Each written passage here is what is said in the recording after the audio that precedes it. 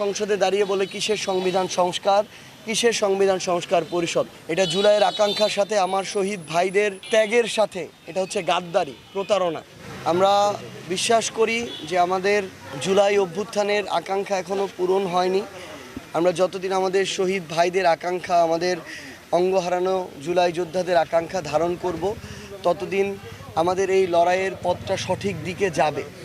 এবং আমরা প্রত্যাশা করি তাদের যে স্বপ্নগুলো ছিল, একটা পরিবর্তিত বাংলাদেশ, প্রত্যেকটা সিস্টেম যেখানে সংস্কার হবে, মানুষ যেখানে মানুষের সাথে ইনসাফ হবে, ওই সিস্টেমটা তৈরি করার জন্য আমাদের সবার একসাথে লড়াই করাটা অতি জরুরি।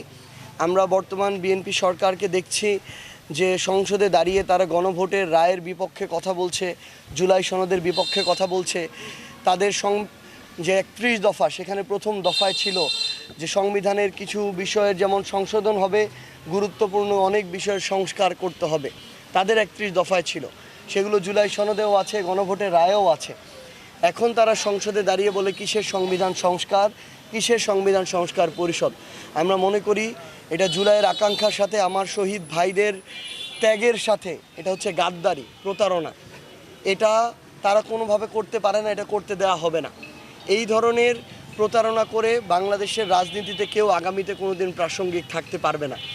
আমরা চাই বিএনপি থেকে শুরু করে তার অঙ্গ সংগঠন যারা, তারা আমাদের অভ্যুত্থানের সহযোদ্ধা ছিল, তারা যেন এই ইনসাফের পক্ষে থাকে।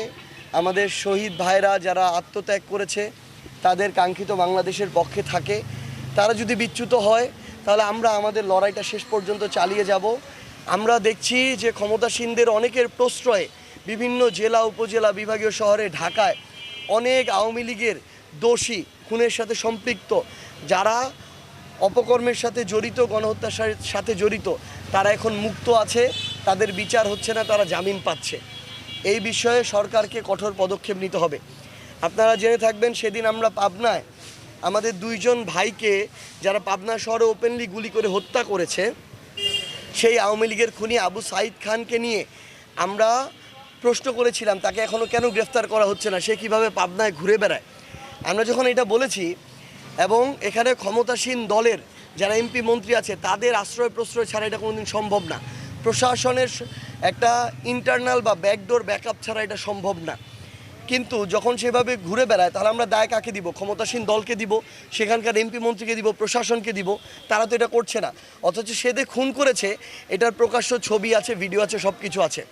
আমরা দেখলাম বিএনপি তাদের জায়গা থেকে তাদের অঙ্গ সংগঠনগুলো আমাদের বিরুদ্ধে মিছিল করছে, অবাঞ্ছিত ঘোষণা করছে, অথচ একবার মুখ দিয়ে উচ্চারণ করলো না যে আবু সাঈদ খানকে গ্রেফতার করতে হবে, আমাদের যে ভাইদেরকে হত্যা করা হয়েছে তার খুনিদের গ্রেফতার করতে হবে। এই দাবি তারা একবার উচ্চারণ করে নাই।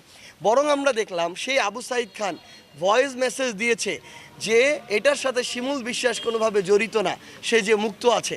মানে ঠাকুর ঘরে কে রে, আমি কলা খাই না, এটা হচ্ছে বিষয় আর কি।